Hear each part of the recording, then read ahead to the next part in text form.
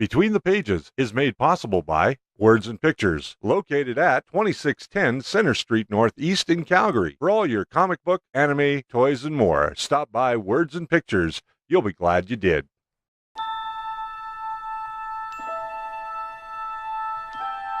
Space, the final frontier. These are the voyages of the Starship Enterprise. Its 5-year mission, to explore strange new worlds, to seek out new life and new civilizations, to boldly go where no man has gone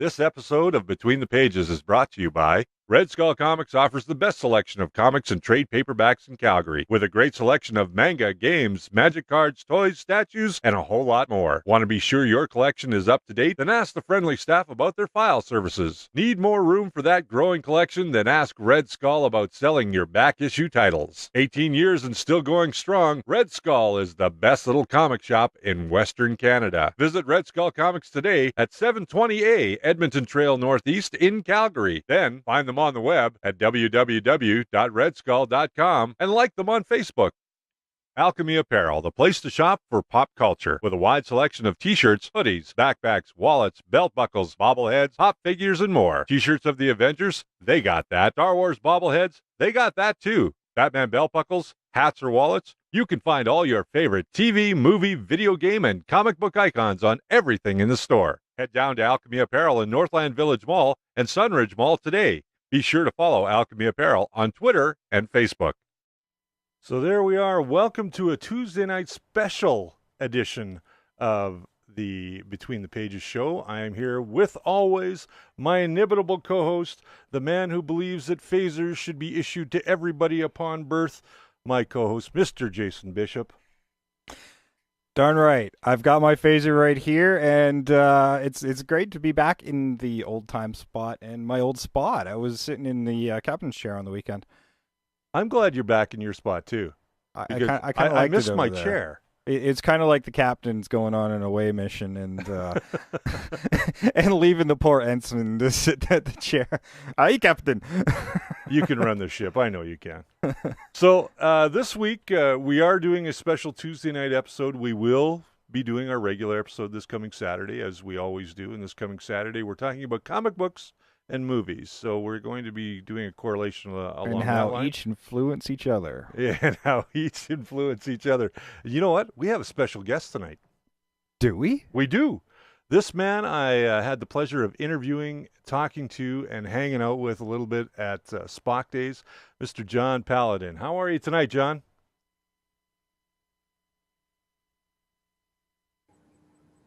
Let's get that again. Your audio cut out there for a minute.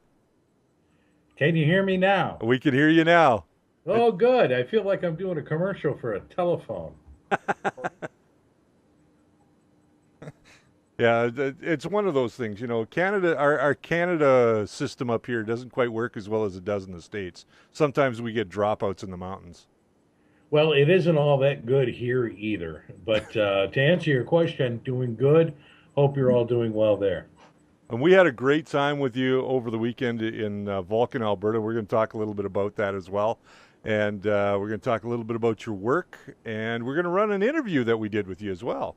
And the young victim you had out there in Vulcan who sat through your makeup process. Great. Excellent. So let's get right into a little bit about what was going on here over the weekend. As most of you know, we were out in Vulcan celebrating the 20th anniversary of Spock Days, which was incredible. I got to say, it was probably one of the funnest times I've had in a small town in a long time, and I didn't get drunk. Planet Vulcan, Alberta. Planet Vulcan, Alberta. There's a few people off the top of the show I want to thank for all the things that they did really quickly. I want to thank James Smith, who in his alter ego is Captain Corral. That was a young man that John got a chance to apply a prosthetic to and show people how to do their own makeup. And John had a few things to sell there as well. You could buy headpieces, you could buy instructional videos, and it was a really good time. As a matter of fact, I've got a headpiece. I think from you John. should show people that headpiece. I will, and I'll save it for a little later in All the show. right. I also want to thank Shannon Barrett, who was a costumer out there, also a member of CAG Canada. That's the Klingon organization here in Canada. Doug Day, who is one of the counselors out there in Vulcan. Great guy to talk to. I met him on Friday night at the reception.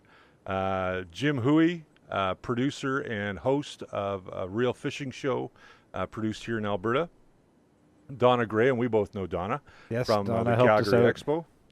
And last but not least, I would be remiss if I did not mention Catherine Pooley, who is the tourism director out in Vulcan, and all of her staff for doing a great job over the weekend and making sure that everybody was taken care of, and so on and so forth. So those people I wanted to thank right at the top of the show. And if you're out in Vulcan, I don't know, John, did you get a chance to go to some of the restaurants there?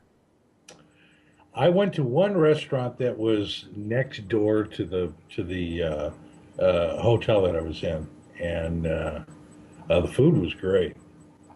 Yeah, I kind of thought the food was pretty good myself. It's the food out there, although sometimes a little on the expensive side, but it was, a big tourist weekend, so I understand that.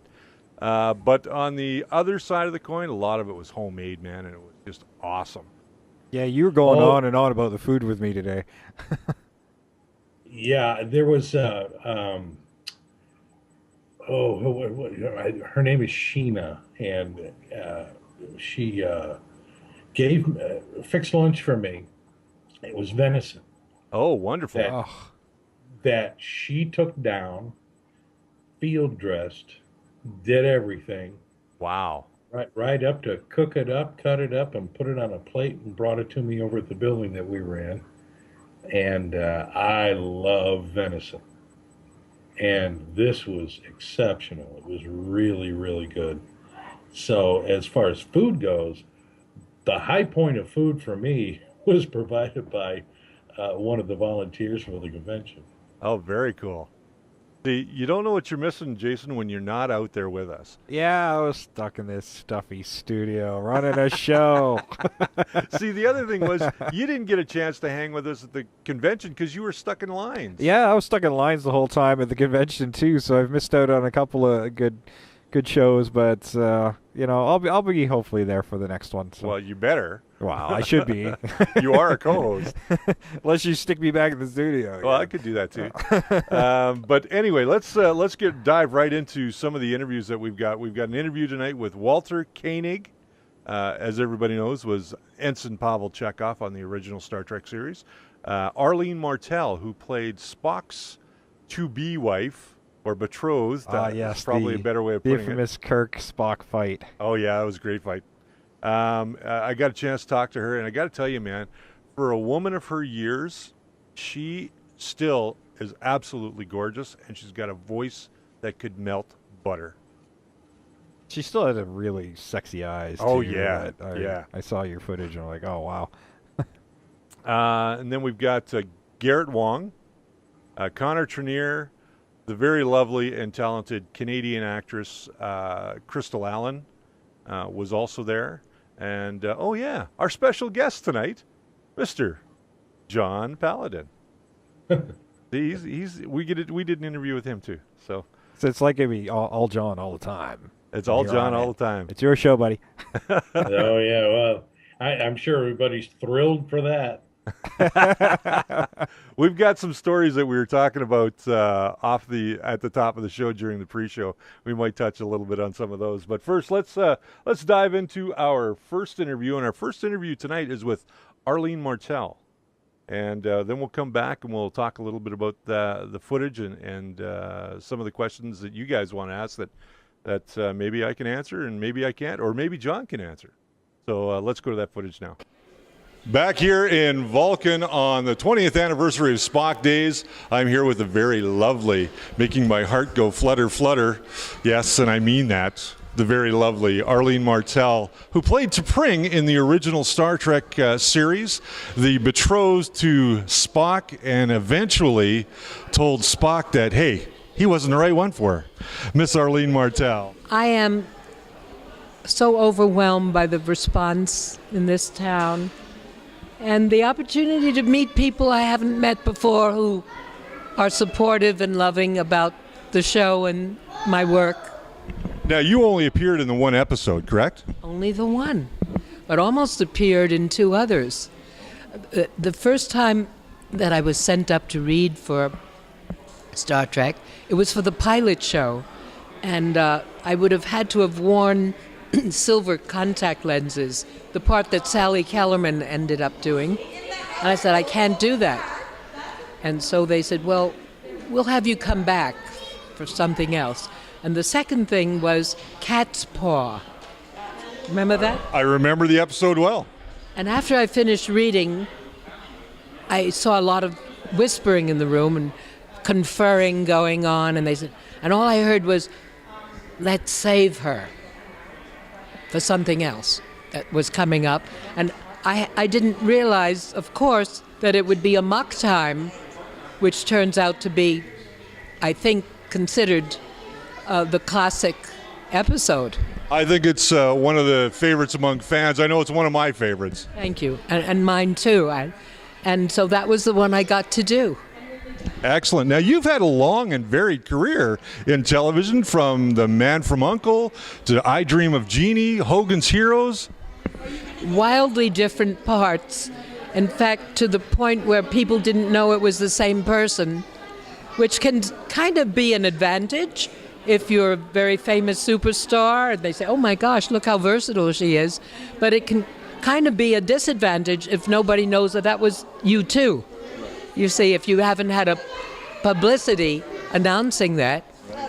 Star Trek had the most publicity of any show, so people think that that's what I did. But there were so many parts that was very different, usually very emotional women. So going from emotional parts in other television series to playing a woman who has really no emotion, how was that for you as an actress? But she did have emotion. She just functioned primarily through her intellect and her logic. But the heart was still beating, I can assure you, as it is now. Well, you look lovely as you did the day you started in that episode, and I want to thank you for coming on Between the Pages and being a part of my boyhood dream.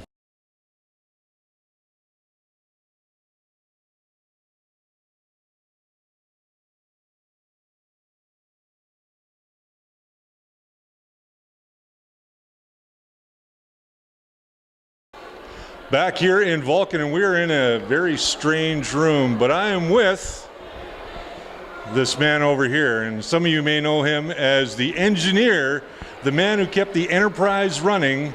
He's better known as Trip, but we all know him as Connor Trinneer. How are you, sir? I'm good, thank you. Thanks for having me. Hey, no problem. We're glad that you came out. Is this your first time to Vulcan?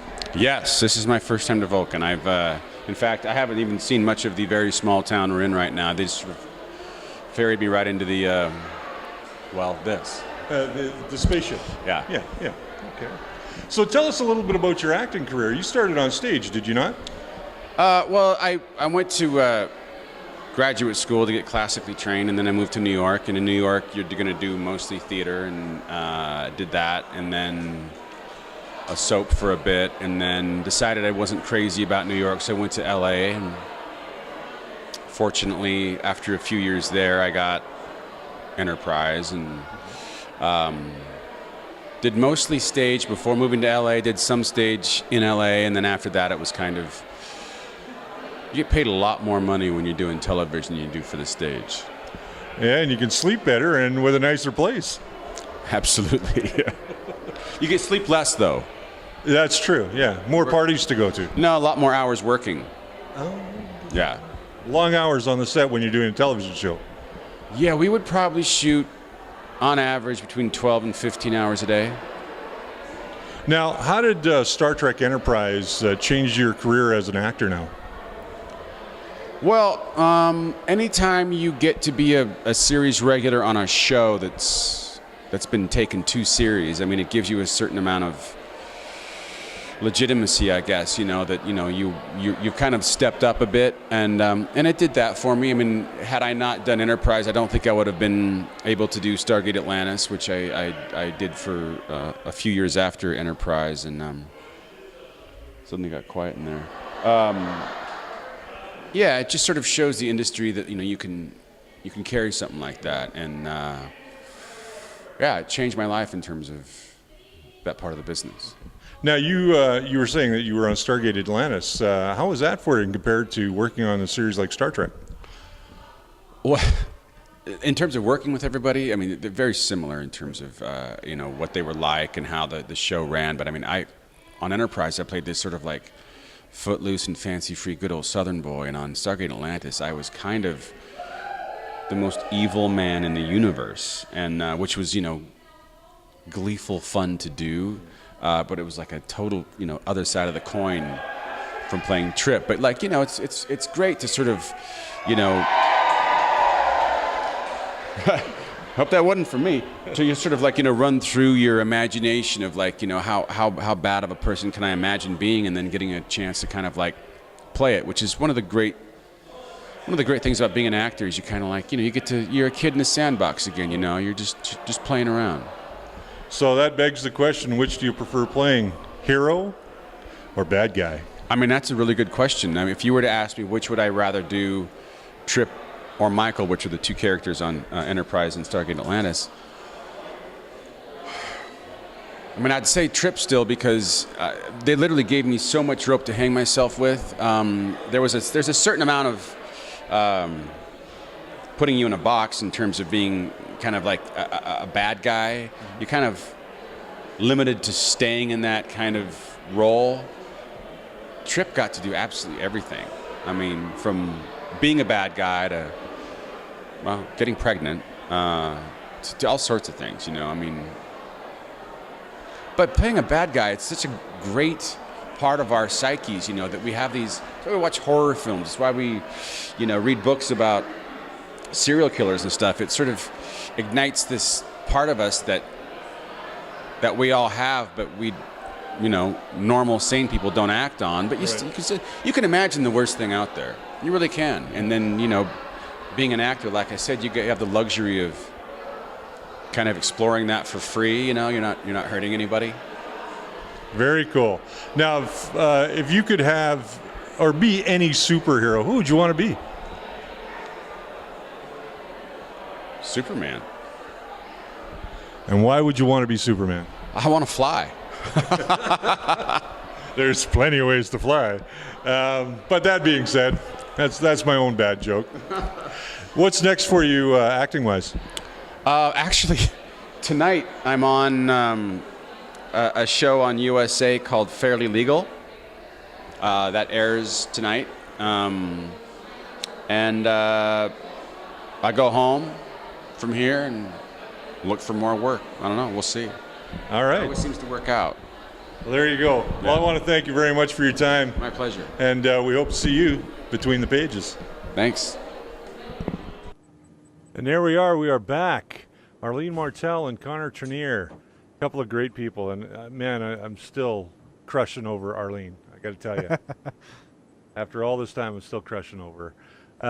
But that being said, we've got a couple of people we got to thank sponsor-wise tonight to help the people who help finance this show and make sure that we can get it out to you each and every week. And first and foremost, we want to thank Red Skull Comics. They're located at 720A Edmonton Trail Northeast here in Calgary, Alberta. They have a great selection of new issues, back issue titles, toys, T-shirts, posters, you name it, they probably got it. They also have a file service there as well, and they also will buy your back issues. So by all means, check out Red Skull Comics, and you can find them online, especially if you're looking for digital comics locally. You can find them at redskull.com. That's REDDSKULL.com. As well as we have to thank Alchemy Apparel. That's right.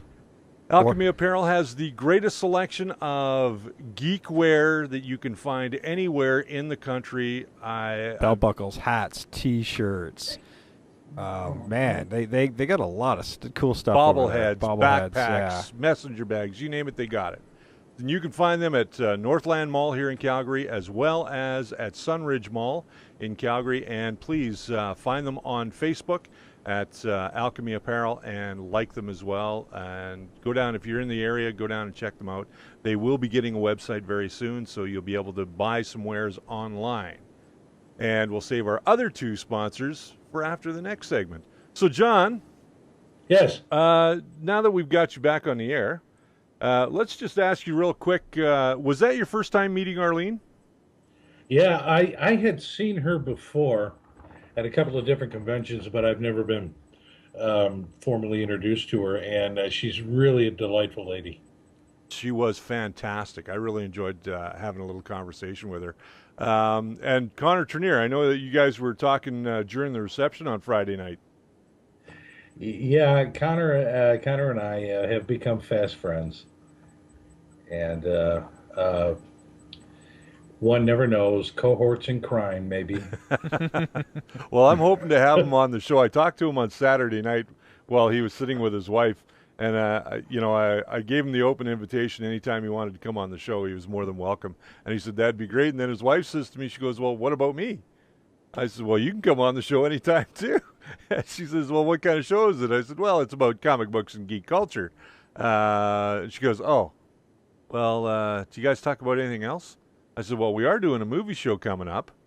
We're just in the planning stage of that now." She goes, "Oh, well, that might be interesting. I could talk about movies, but only if they're romantic comedies. So we'll have her on our romantic comedy show." That could be a tough one. Yeah. That's like one of my most hated genres. Oh, romantic comedies are fun. They're all the same. that I think that's my big Sometimes. problem. They're all the same.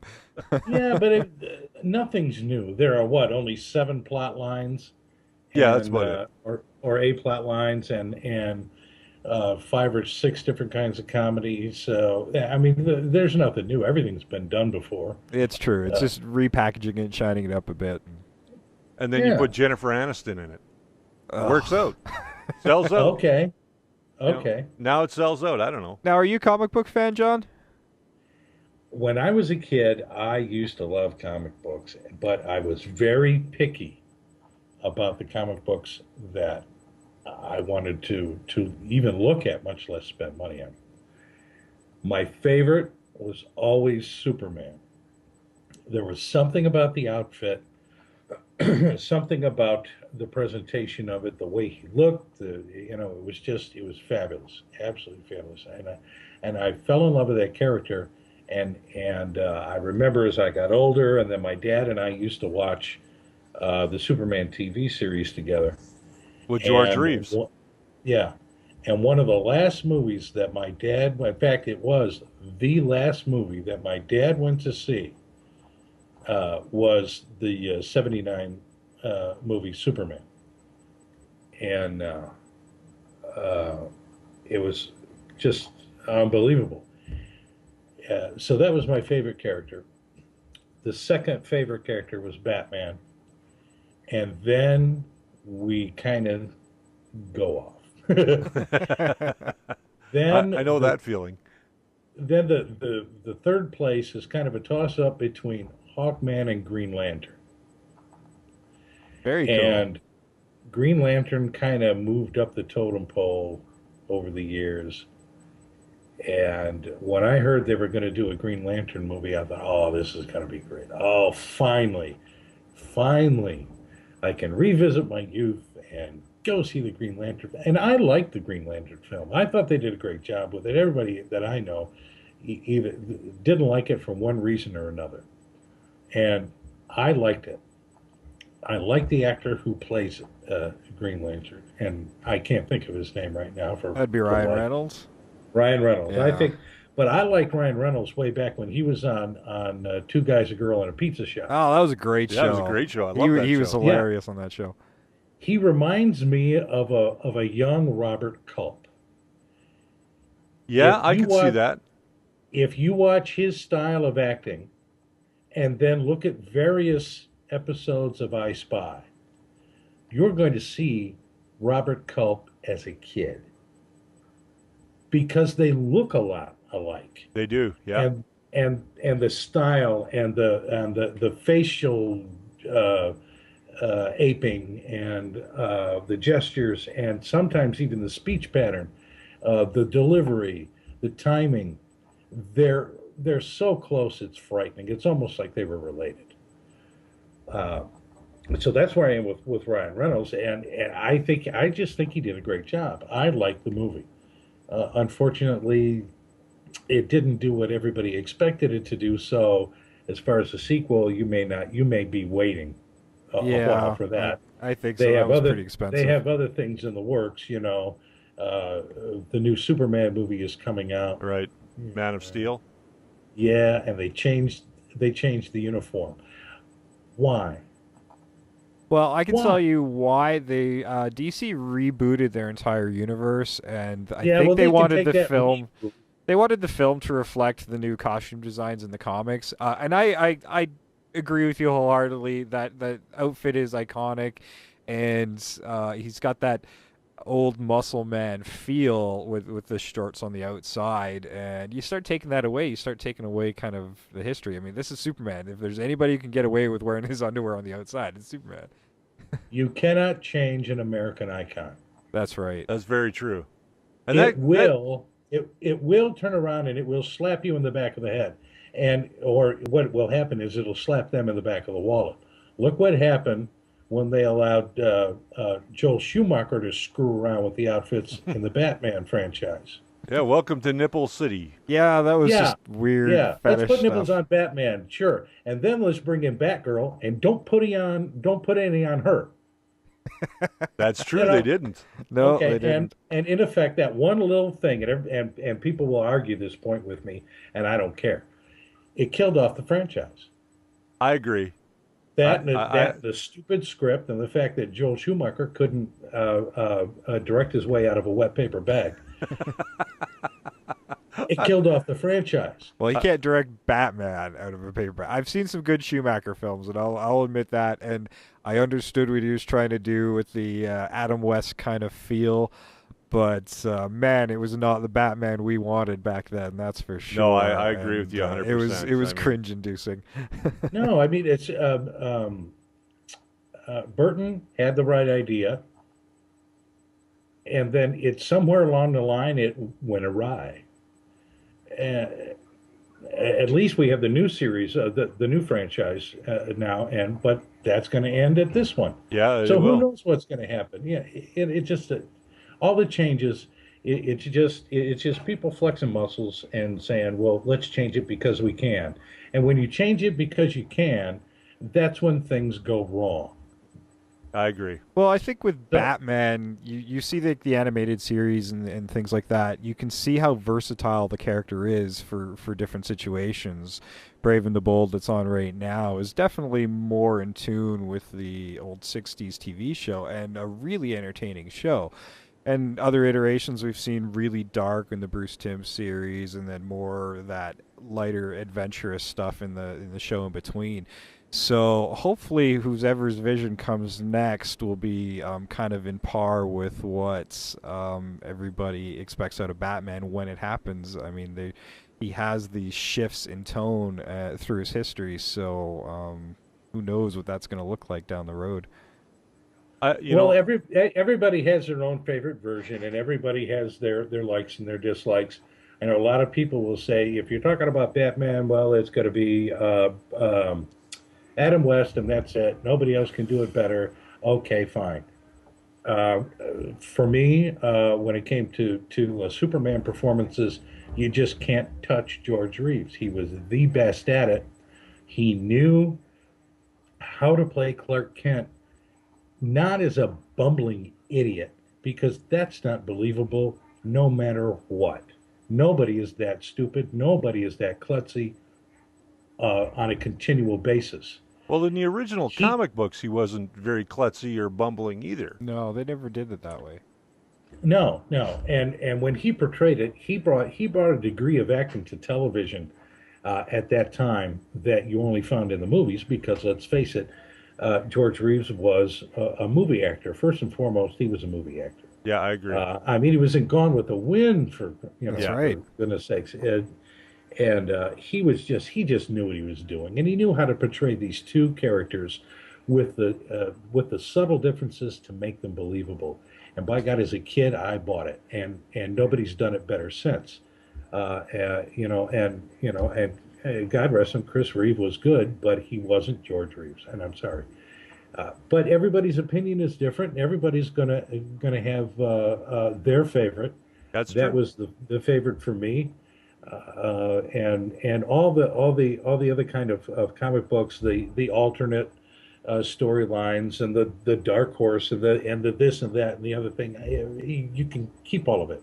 Just give me a DC comic book that has Superman in it, and we have a problem or a bad guy, and 30 pages later, he solved it. There you go. Now I'm happy, and that's really all I need. Well, I'm a cheap date, and I just want to be entertained, and I want a happy ending. That's how I grew up, and that's what I want. But that's the same thing with any genre. Romantic comedies, drama, westerns.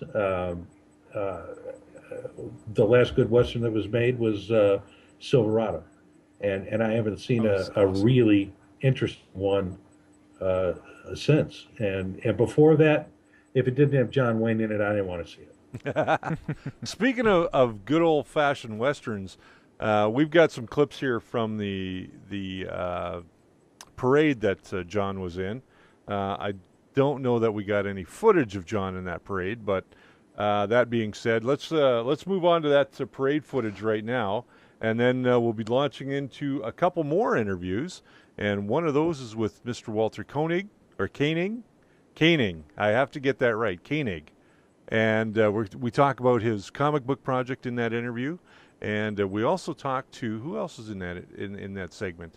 I believe we talked to, a really good-looking gal from Camrose, Alberta, and that would be Crystal Allen. Oh, the green chick. Yes. So we're going to go to that footage now, and I'll be talking you through a little bit of the parade footage that we see, so just bear with me. It's a beautiful sunny day here in Vulcan, Alberta, on the 20th anniversary of Spock Days, which is celebrated here each and every year, the second weekend in June. We're waiting now for the parade to start. Lots of people are lined up, as you can see, up and down the streets with all the floats that will be coming down, and the Grand Marshal, I believe, is Walter Koenig.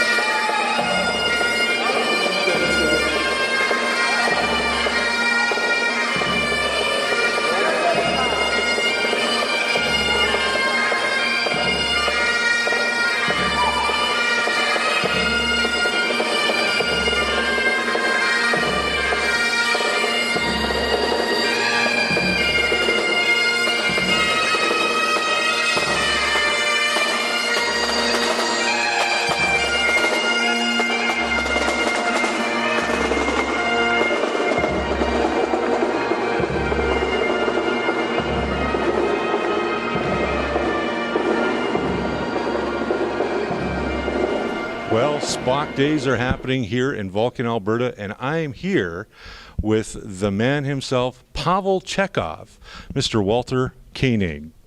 How are you today, sir? I'm doing well, thank you. Yeah, it's a very pleasant experience being out here in Vulcan, Canada, a place I've never visited before.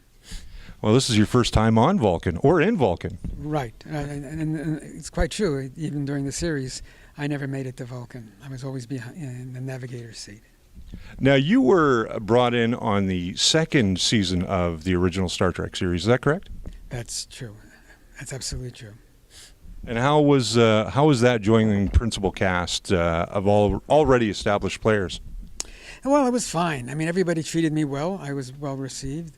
It was just great having a job to come to every week. You know, that was a unique experience in my life as an actor.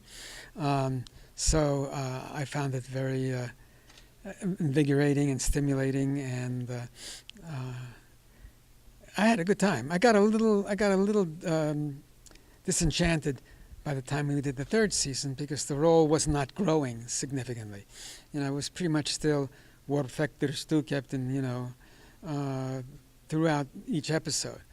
And in fact, I left the show for a month during the third season to do a play in Chicago. I did a play with Jackie Coogan, which was a highlight of my career as well. Star Trek was extremely significant in terms of shaping my life and shaping my career.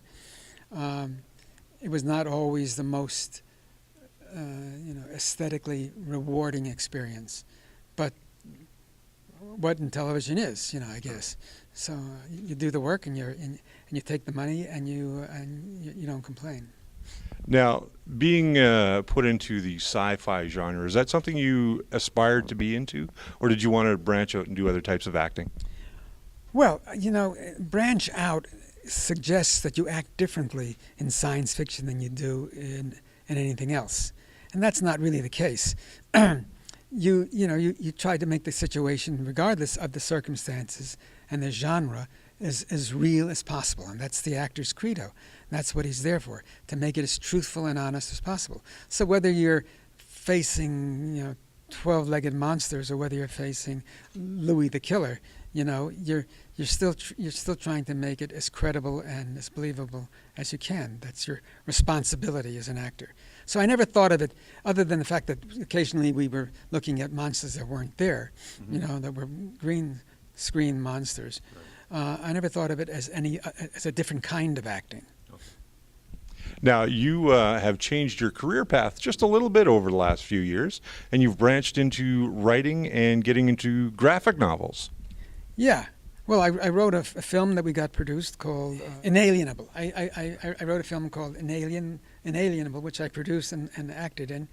And subsequent to that, I decided to write again for comic books. I did, back in the 90s, I wrote a three-part story about a character I created called Raver, and for Malibu Comics. And I actually, before that, I had even done a comic for DC, for a Star Trek comic. So, but sitting around is an anathema, and is really poison if you have nothing to do. And most important thing is to keep working. If not, for the material reward, it's just for the mental satisfaction and sense of stability. It's important to be active. And I thought that I would take this. This idea and write it as an outline for a feature film. And as I was getting done with the outline, I thought perhaps the shortest distance between 2 points is not a straight line, and the straight line being taking it to a producer to see if they would get it made, but rather turning it into a comic book, into a graphic novel, since so many projects have, in the last several years, have initiated in that way. So I approached a couple of comic book companies, and the second one, called Blue Water Publications, liked the idea well enough, and we arranged for me to write a four-episode story on my story, and then when it was all done and released as single issues, would then be produced and would be bundled and produced as a graphic novel. And the name of that graphic novel is Things to Come, correct? Things to Come. It's sort of an homage to H.G. Wells because he had a story by that name, although it's not the same material. But it's about vampires after the apocalypse. At the time, I didn't know that anybody had tackled that particular concept. Evidently, they have. But I still think my story is different. My story isn't about young romance among vampires, and it isn't about the interaction of humans and vampires. And it's really a very introspective, psychological piece about vampires asking themselves, why are we here? What is our purpose? What comes after us? Are we the last of our kind? Because they are the only sentient species on the planet at the time of my story begins. Now, this is being put out through Amazon. You can order it on Amazon, as well as you can get it through Diamond Publishing, correct? That's correct. Absolutely. Diamond Publishing and Amazon. And it's imperative that if you want to see this book, if you want to read it, that you are proactive and go to these sites and buy it as a pre-sale. The books will not be released, I am told, unless they receive a minimum number of people buying the book in advance. Well, we'll definitely get a copy of that and do a review for it on our show, and try and bring a little bit more awareness to the project. That would be great. That's all I can ask from anybody. I don't think anybody's going to be disappointed. I think it's good material. My artist is a fellow named Juan Carlos Baez, who is a terrific artist. I think you'll love his work, and I think you'll have an adventure reading this book. Well, it's another fine day here in Vulcan, Alberta for the 20th anniversary of Spock Days, and I have the distinct pleasure of standing very next to the very lovely and very talented Canadian actress, Crystal Allen. How are you today, dear? I'm so glad to be back in Alberta. So happy. Now, you were raised in Canmore, but born in California. Camrose. Oh, Camrose. Yeah, I was actually born in California, and when I was 11 years old, my family moved up to Camrose because my mom's Canadian. She's from Calgary. So my mom remarried. So yeah, I grew up, I guess, from 11 years old till high school, the end of high school. Mm-hmm. And then you went on to a career as a model, correct? Yes, model and dancer, and then actor shortly after there. Yeah. And how was the transition going from modeling and dancing to being an actress? It was not that bit of a big transition, only because I'm so used to auditioning, and the discipline of being a dancer is definitely the discipline of being an actor. I mean, you gotta work on your craft. So it wasn't that big of a stretch, I think, from modeling as well either, because you go on auditions and but the rejection, I guess, is the most, because there's rejection in the first two, dancing and modeling, but the rejection in acting is a lot heavier and a lot more. Now, you've done a lot of guest starring roles on various television programs. And then you got dropped into Enterprise as an Orion slave girl. Yeah. Now, I caught some of the Q&A and I caught some of the experience that you had wearing the green paint. Maybe you can tell our viewers a little bit about that. Oh boy, I didn't even know what it was part of. I mean, I knew Star Trek, the original series, and then I'm like, oh, there's Star Trek is on the air still? And I was like, okay. I mean, I didn't really put two and two together. And then when I booked the job, I was like, oh, I booked a little Star Trek job. And they're like, oh, by the way, you need to be green. Do you know what you're playing? And you're playing a green alien. I'm like, what? And they're like, is that okay? I mean, are you cool with this? Because my agent was like, they need to make sure before they book you if you're okay. And I'm like, sure, why the hell not? I mean, little did I know I would be there for like 7-8 days, head to toe and covered in 5 hours of makeup.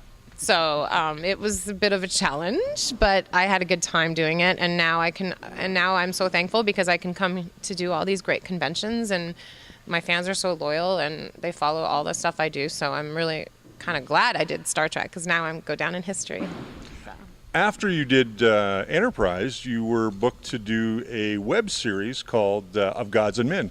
And what was that experience like for you, being more of a principal actor as opposed to a sort of a background actor? Well, I guess I was starting to build my little guest stars up, and then when I did Of Gods and Men, I played a navigator, so I was, supporting, sort of didn't really have much of a role, but I was helping the ship during, all turmoil, helping navigate at least. But that's when I first started. I think that was back in like 2005 that I did the Of Gods and Men. So that's pretty much a couple years into LA. So yeah, you're right. I was still new at the whole craft, but learning a lot. Yeah. And recently you've just finished up a movie, which is coming out when? It came out 2 weeks ago. It's called Crooked Arrows. Okay. It's a film about lacrosse, Native American prep school, against the prep schools, sort of like a Mighty Ducks. I play a teacher. I play the kids' teacher, and Joe Logan is the coach, played by Brandon Routh, a.k.a. Superman. And we kind of have a little history of, a little high school sweetheart, back in the day history, and he comes back into town, and we kind of rekindle. I challenge him, and I teach. I'm a doctor, actually. I teach Native American history in it, so it's pretty cool. And what's next for you? That just came out, and then I have another movie coming out called Ghost Storm, and that's going to be on the Sci-Fi Channel. Very cool. So I'm not sure when, but check the Sci-Fi Channel for all the movies of the week, because it'll pop up soon. And there you go, Crystal Allen, the lovely gal from Camrose, because I said Canmore when I first was talking to her, and she quickly corrected me. It was definitely Camrose, and she's got a couple of movies out now, and so go check them out. They're in theaters or on Showtime or on HBO or the Sci-Fi Channel. Check them all out, and you should be able to get some really good views of her. She was also in Anaconda 3. With the Hoff. Yeah, with the Hoff, which I didn't know.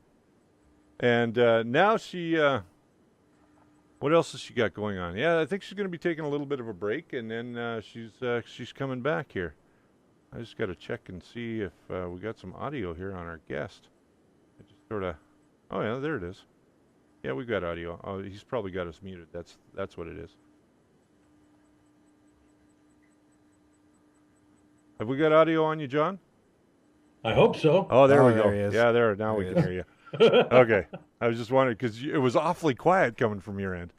So, Yeah. John... Oh, by the way, Crystal was also in Star Trek Of Gods and Men. Yes, her and I talked a little bit about that. It was kind of a different role for her when she was on that show, as opposed to being a green alien. Yeah, she had a little a piece that she wore over one of her eyes, kind of like 7 of 9. Right. But what's really funny is in the blooper reel, she's sitting at the console, and on the original Enterprise, all the lights and dials kind of look like jujubes, and it shows her eating one of the lights. That's a great story. Now, we were talking while the Walter Koenig interview was going on, and you were saying that you got to meet the man, but you weren't responsible for any of his makeup work on Of Gods and Men. Tell us a little bit about that story. Well, I've known Walter for years. I've seen him at so many different conventions. It's just, more of a passing, "Hi, Walter, how you doing?" And he waves, "Hi, how you doing?" He sees so many people. But on Gods and Men, they had him in a couple of different costumes, but the footwear was always the same. It was always these high top boots, right? And his feet were killing him, and he more, I guess, in the calf area, because the boot was chafing. Right. And I said, well, I can fix that. Here's a pair of socks. These work great, because I wear these underneath the Klingon boots. Well, that solved his problem with the boots. I've never seen the socks again. But That's awesome. I hope he enjoys them. Well, I'm sure he remembered, seeing you again out in Vulcan, that he's got your socks. But you know, Yeah. Oh crap! I have that guy's socks. Oh yeah. oh, he's Yeah. probably forgot about him now. That's first and foremost in his mind. Yeah. I'm confident in the fact that he's worried about the hosiery that he absconded with. I don't think he's too worried, but yeah, okay. All right, so we got to thank a couple more of our sponsors really quickly. First and foremost, let's thank the people who got us where we are today and pushed us along to really get this show going, and that would be Words and Pictures, Calgary's greatest comic shop, located at 2610 Center Street Northeast. They got file services, largest selection of back issues in the city, toys, games, Magic the Gathering, you name it, they've got it. Buy and sell back issues as well, so check them out. Phone number is 403-282-8870. There you go. Words and Pictures. Check them out. They're down on Center Street, and that's where I go to get all my comics.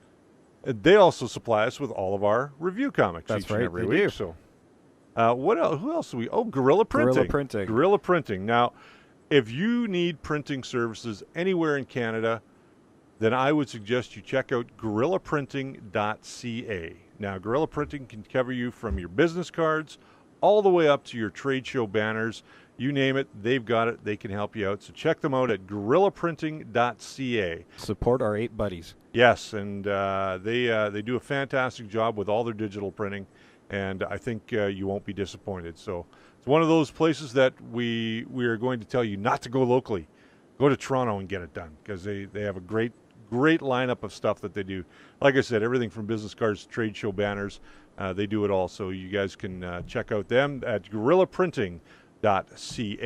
Now, with that being said, we've got one more set of interviews, but before we launch into that, I want to talk with John a little bit more. Now, John, when we were out in Vulcan, you and I sat down. We had a little interview together, which I really wish I could have gotten the footage of you talking with the other guys and all those wonderful stories that you were telling off camera.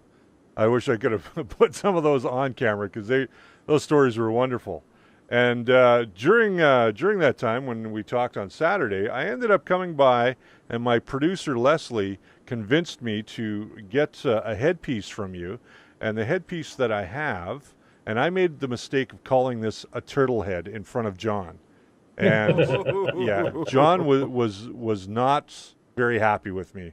I thought for sure after that he would never talk to me again, but he politely corrected me and said, no, it is a...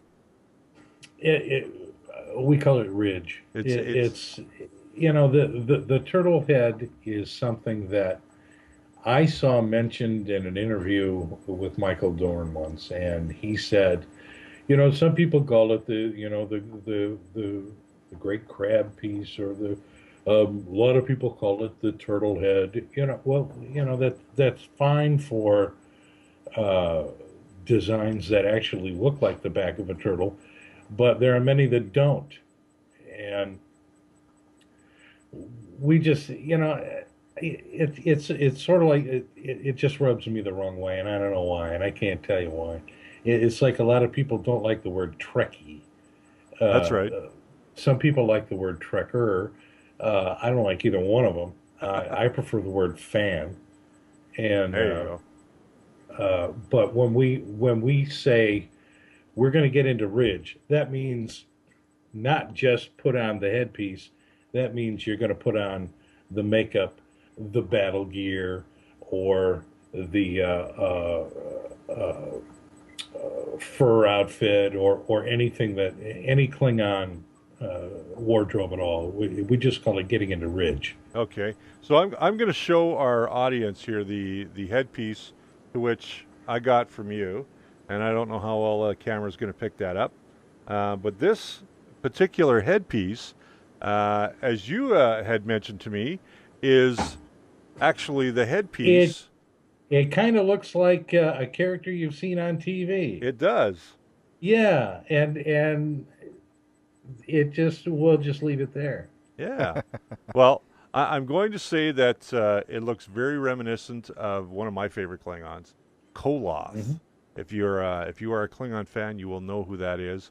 And once I kind of get this blended into my face and get it on my forehead, I'm not going to put it on my forehead on the show because people will look at me like I'm insane and it'll take too long. You showed me earlier. I did. It actually fits really, really well. It does. I do have to shave my sideburns down there so I don't get glue in my sideburns. And I just want to mention really quickly that you have a DVD out with instructions on how to put on the ridge headpiece by yourself where you don't need any help. Is that correct, John? Well, it's a DVD called Convention Makeup Made Easy. And a lot of demonstration DVDs or film clips that you see on YouTube, and they're all over the place. A lot of them are done by professionals. A good portion more are done by people who just do their own makeup. They all show somebody putting makeup on somebody else. Right. And I thought, well, that's great, but unless you have somebody else who's going to do your makeup when you go to a convention, doesn't help you much. So I said, I'm going to do a DVD demo that shows people how to put makeup on themselves. And that's what this is me putting makeup on myself. Apply at first how to prep the headpiece, how to apply it to your forehead, how to get the wig glued onto it, how to blend in everything so that it looks the way you want it to look. And then it shows you how to take it off, which is just as important, especially if you want to reuse the facial appliance. And then the DVD also comes with a free facial appliance, free forehead. Well, there you go. So if you're looking for the DVD and a facial appliance, where can people get in touch with you, John? I'm on Facebook. So they can just find you on Facebook and send a request Sure. through Facebook? Excellent. Sure. Excellent. And if you don't have Facebook, well, then you're SOL. Or you can contact us and we'll try and get in touch with John for you. But yeah, you can do that too. Yeah. And there'll be who knows, there may be another demo or two coming down the line about different types of makeup applications and something maybe specific about wigs or something specific about people who have allergies to latex. Right. And what they can use instead of right. A hot foam appliance, because that's what these are. These are hot foam appliances, which is what they use on the set. Right. It's not the hard slip latex that you'll buy in a Halloween shop. Right. This is what they use on the set and have used for many years. And everything that they keep coming up with, they always go back to hot foam. Right. Because it just looks the best. It's great to work with and easy to work with and great results. It's really light. Yeah, it's really light. And it breathes really well, too, when it's on your skin. So, I mean, because it has a cellular structure, like you were explaining to me, the difference between hot foam and slush foam is this is baked in an oven, which a lot of people don't know. It's a softer, more malleable appliance when you're putting it on your face. If I'm wrong about this, please correct me. And then, whereas the slush casting is a little more rigid, it's a little tougher. It's hard latex. Yeah, it's hard latex. Just hard latex, layer after layer after layer after layer of hard latex, and it doesn't breathe. Right. So if you sweat in it, that's it. It's coming off. The sweat stays with you until you take it off. Yeah, right. I once underwent I don't know, about 4 hours in the makeup chair for a makeup artist just for her portfolio, and she melted my face and oh my God, it got so heavy and so hot. But you'll know the difference when you put different types of appliances on. The hot foam forehead that you have there, once you put it on, unless you constantly remind yourself, you don't know it's there. You just forget about the fact that it's on your face. Right, because it is so light, and it breathes so well. Yeah. Yeah. So there you go. And you know what, John? We're going to launch into our interview with you that we had while we were at the Spock Days convention out in Vulcan, and we're going to go to that right now. Here we go. We were going to that. What happened?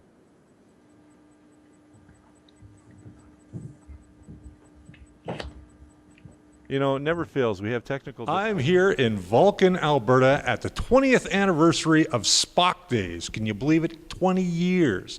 And I'm here with well-known makeup artist extraordinaire, Mr. John Paladin, and one of his victims of the day, Karau, better known as James to his daytime friends, and on his Klingon weekends, he is Karau. Now, what's your rank?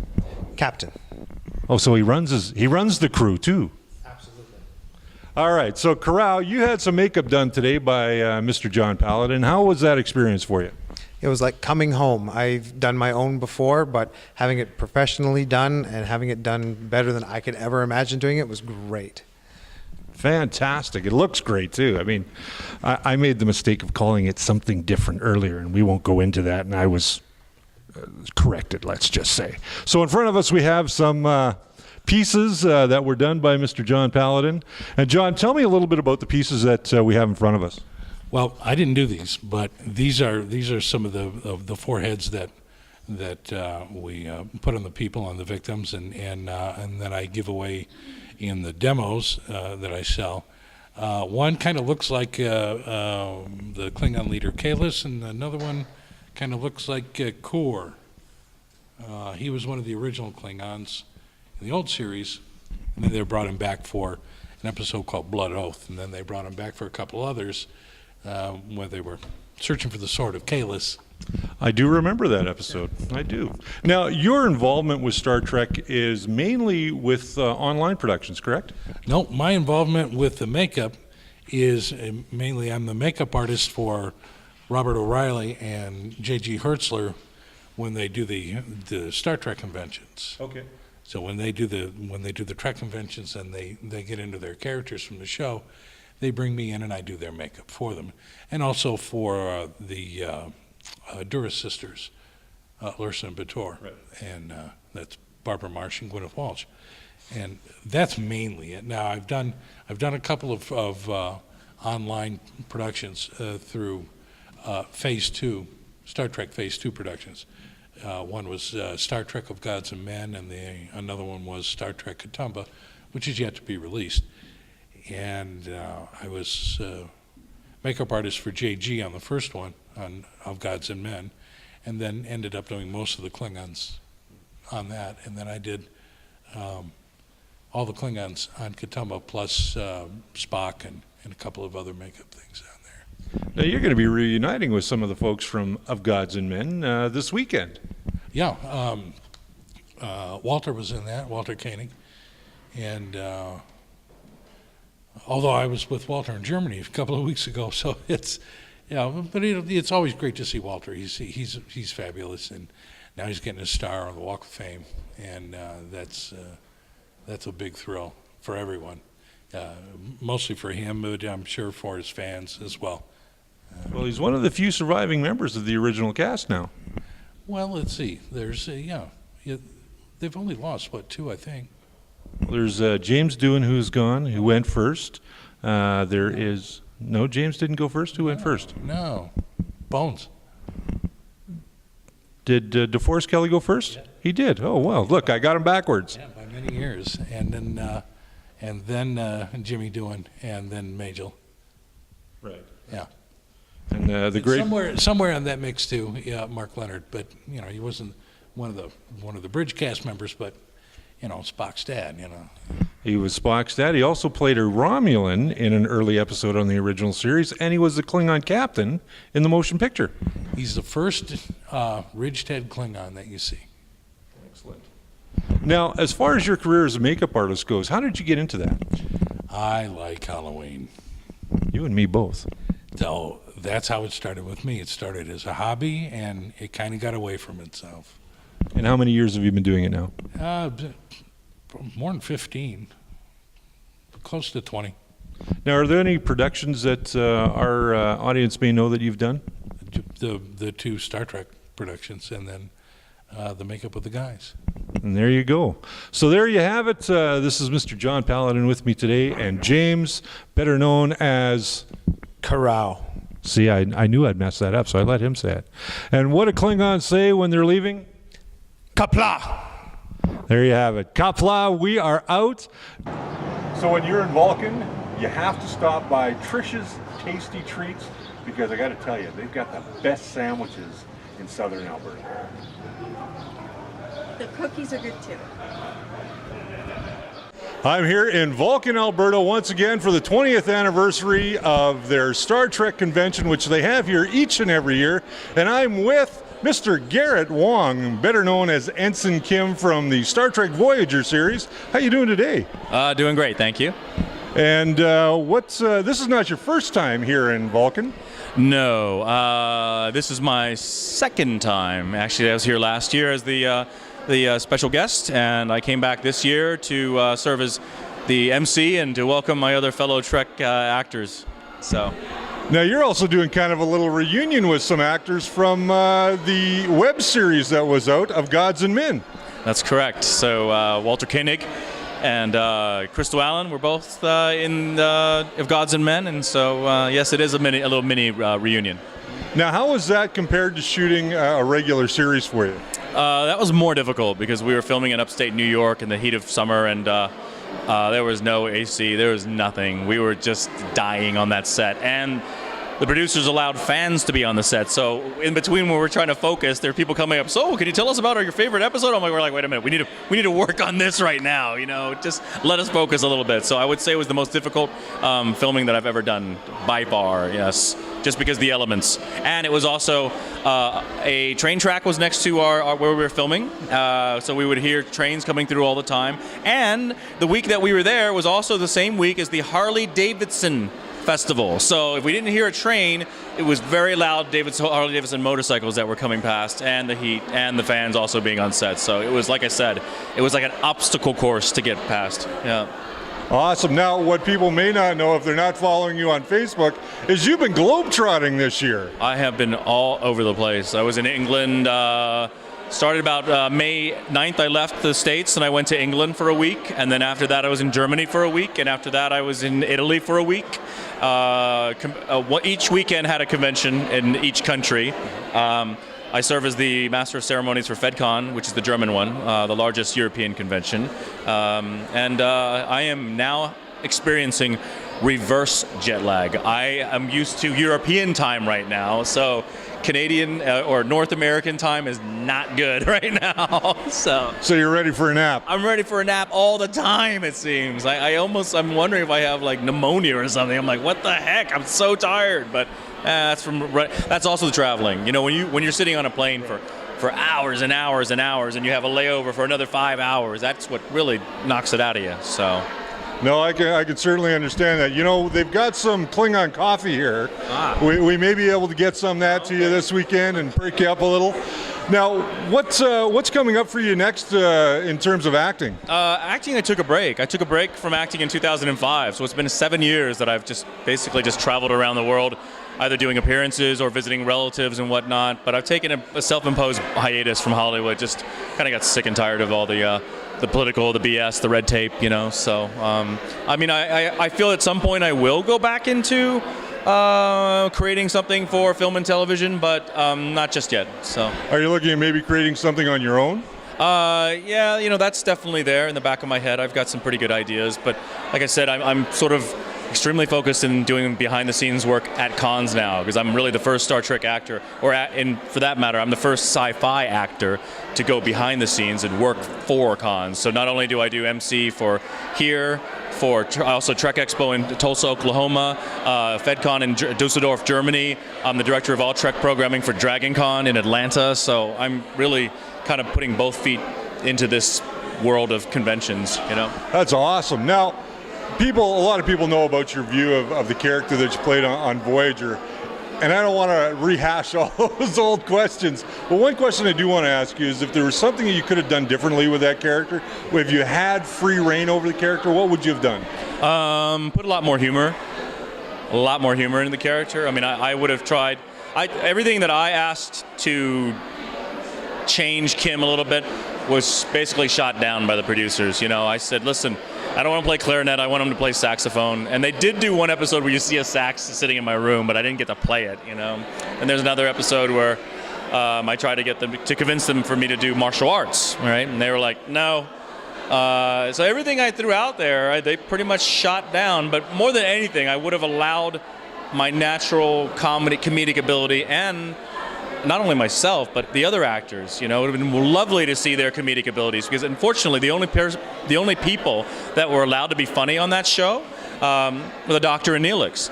And consequently, the Doctor became this huge breakout character, and it's not because he's a better actor than us, it's not because he's a better anything, it's just because he was so persistent in calling the office. Like, he called the office and the producers every day until his idea got railroaded through. He would call them for 2 months saying, I think the Doctor should sing Italian opera. I think the Doctor should have a cold for the first time. I think the Doctor should blah, blah. And so eventually they said, Bob, shut up. We'll let him do what you want, you know, blah, blah, blah. So he really shaped and formed that character, and he was the only one allowed to be funny. So, you know, it kind of drives me batty when conventions, you know, that haven't had anybody over, they're like, well, we really want Bob Picardo. I'm like, really? You're not going to give it a shot but, you know, if you're just a fan who's viewed the show, you're going to think, well, he's obviously the most interesting person of all because he's so funny, but that's not the case. I would guarantee you I can make an argument for every single person on Voyager, other than the Doctor, that have amazing, amazing comic timing and just wonderful to talk to and listen to and great storytellers. So it's not just Bob Picardo that can tell a story, you know, so that's, yeah. No, I think... on that note, I still love Bob. Well, you know, Bob's been through here a couple times, too. Yeah, so. He has. And that being said, now, if you were to go back to sci-fi, would you like to do something a little bit more gritty?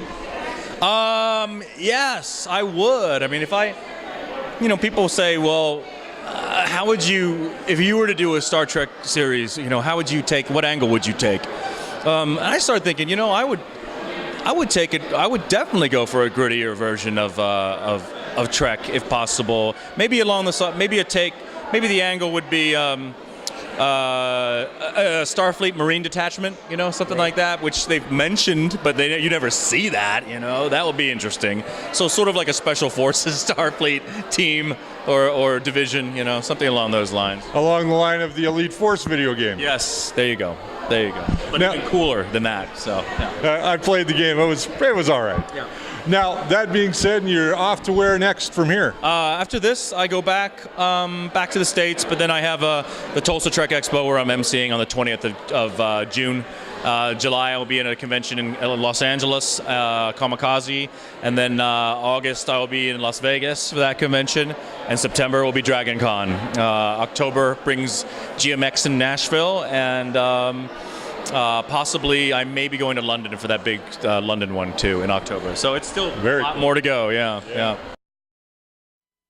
And there we are back. So there was our little talk with Garrett Wang, and, of course, our special guest tonight, Mr. John Paladin, makeup artist extraordinaire. And I don't know why John doesn't have more Hollywood work, because, man, he is top-notch as far as I'm concerned. I can tell you why. Okay, enlighten us. I'm too damn old. You're not that old. Come on. Oh, man. Let's cut me in half and count the rings. I feel that way myself sometimes. You know, you and I aren't that far apart in age. I feel like that every day. Hey, Tom Savini's still doing it. So. Yeah, Tom Savini's still doing it. And Tom Savini started in it when he was really young. That's true. When I was really young, I was doing radio. Oh, you're an old radio guy too. Oh, yeah, I was a disc jockey for 20 years. Wow. Look at that. You and I are kindred spirits. There we go. I did that for about 21 years myself. Yeah, you know, I mean, and I don't regret doing radio at all. I was able to work with people like Johnny Cash and Dolly Parton and Merle Haggard, wow, Willie Nelson, Waylon Jennings, Jesse Coulter, Roy Clark, I screwed up one of his shows one night. That was really fun. Crystal Gale, Alabama, Oak Ridge Boys. Wow. You know, so many of them. Bill Anderson. Now we're going back. Yeah, we sure are. You know, a lot of the mainstay people that I consider country. Right. Not this Not the stuff stuff they call now. country today. It's pop country. I mean, I love Carrie Underwood. She's a good singer. Who And doesn't? she's got some great records, and let's face it, she's easy on the eyes. I was going to say, does Carrie actually sing? Oh yes. Oh God, she can sing. Yeah, she can. Yeah, I was making a bad joke there. I've heard her music. She's fantastic. But but with it's not the stuff that I was groomed on when I was doing country radio, and then I did rock radio too, and pop and some talk radio there at the end, right before I said, okay, you know, enough's enough. Right. Yeah, I spent 21 years behind the mic, and when I retired from traditional radio, I thought I would never get behind the mic again. And then, you know, almost 11 years later, here I am doing my own podcasts and talking to the world, and it's been quite a transition in getting things going. Yeah, well, you know, sometimes it's fun. It is. You know, and sometimes I miss it, and every once in a while I'll do some fun stuff with a couple of radio stations here in town that put up with my nonsense. And I used to write some comedy for a couple of the morning guys. I think one radio station I worked at here in town back in the 70s, they changed their format while I was there, and they went all talk. And before they brought in their mainstay morning guy, they brought in a couple of different celebrities, and one of them was Soupy Sales. Oh. And I used to write comedy for him. And you remember Ted Knight? I do, yes. For Yeah, they Mary brought Tyler him in Moore. Yeah, they brought him in for a period of time. Oh, wow. And we used to pal around a bit. There you go. And, Ted was funny. He had great timing. Oh, yeah. And great delivery. He had that flair of the old comedians with the slapstick, and you know, going back to almost the vaudevillian days. I think that his comedic timing comes from that sort of background. Yeah, it's more accentuated than really necessary. It's kind of like a Red Skelton thing, but he tempered it down for television and for sitcoms. Well, with that being said, John, I want to thank you so much for being on the show tonight. We had a great time. We're running a little long tonight, but that's okay. I don't care. Nobody's telling me I have to get off the air. But I want to thank you for coming on the show tonight. I want to thank you for being in Vulcan and giving me the opportunity to meet you. And hopefully we can get a nice, long friendship going and talk to you again. And you're welcome on the show anytime you want to jump on the mic and come hang out with us. Well, I appreciate it, and I thank everybody in Vulcan for the great welcome that I received, and hopefully I'll be able to see everybody there again real soon, and have some more fun at the next Spock Days, because it was absolutely fabulous. Well, we hope to see you there at the 21st annual Spock Days. Jason, you got anything you want to add? No, I was just sitting here listening to you guys chat about the old days in radio, and I actually find that stuff pretty fascinating because, you know, that's not my background, so I enjoy hearing about process and things like that. So Yeah, back then we actually used to use records. And they weren't Frisbees either. Hey, I'm still enough, records, I still think they sound better. I think records sound better too. I don't understand the CD business, but there's nothing like vinyl and a good sure needle. We're already getting into a generation that doesn't know what CDs are. Yeah, that's true. They're going to learn again because it's all coming back. It sure is. John, again, thank you very much for being on the show, and again, I hope to talk to you real soon. Enjoy your trip out when you're heading out again in a week's time. Yeah. Yeah, we're going to be going to Louisiana, and then in a couple of weeks we'll be up in Toronto. There you go. What's happening in Louisiana for all those folks that are out there in the interwebs? It's Bayou Con. Bayou Con. And that is on next week's date, I believe, yes? No, 2 weeks, I think. 2 weeks from now. So in 2 Yeah. weeks, check out Bayou Con. John Paladin will be there. And then he's off to Toronto Trek. And if you are a Canadian and listening to this show, make sure you go to Toronto Trek and say hi to John and stop by and see his demo on putting on Klingon makeup. You're going to be maybe doing some other makeup while you're in Toronto, aren't you? Oh yeah, Bob, Robert O'Reilly, and J.G. Hertzler are going to be there. Okay. Among the other guests, and they'll be appearing as Gowron and Martok, and that's why I'm going, is to put the boys into their characters. Very cool. Excellent. Well, unfortunately, we can't make it to Toronto Trek, so I'm going to live vicariously through you, and hopefully you'll come back on and talk about Toronto Trek for us. Good. All right, thanks again, and we will see you, my friend, between the pages. See ya. All right, so there we are, ladies and gentlemen. Thank you for joining us on a Tuesday night in our old time slot. Don't get used to it, because We'll this be back on Saturday, Saturday. we're back on Saturday talking about 3 books. That's right. So we've got The Massive from Dark Massive. Horse. See if I can hold that up. There we go. There we go. The There's Massive from Dark Horse. It's before the Watchmen is the big DC thing going on for the next little while, so we're gonna get you on board with all the launches of that, and we'll actually run a Watchmen special at some point as well, and really give you the full scope of what they're doing. Yep. And this week's big one from Marvel, Spider-Men, not Spider-Man, but Spider-Men. And this is Peter Parker's 616 universe meeting up with Miles Morales from the Ultimate Spider-Man universe. Yeah, there you go. So we are going to be covering those books this Saturday. We're going to tell you what's on the shelf.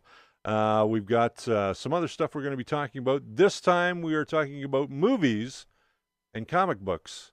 So coming up this Saturday, we're going to be talking a little bit about that, so stick around for that. I don't think we have guests this week, but we are trying to get some guests in for later on, as well as what else we got going on. We have, of course, our regular news and reviews, and we're saving all that news for you then.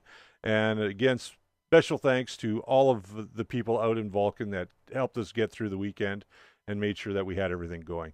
So with that being said, I want to wish you a very good night, my friend. Well, thanks for letting me drop in on the Tuesday. I know you kind of had your Spock Days thing rolling, and I'm like, I'll go hang with you. I was in studio last weekend while you guys were out having fun with the celebs, but it's not a show without you, man. Well, I totally agree. All right, let's close it out. All right, thanks for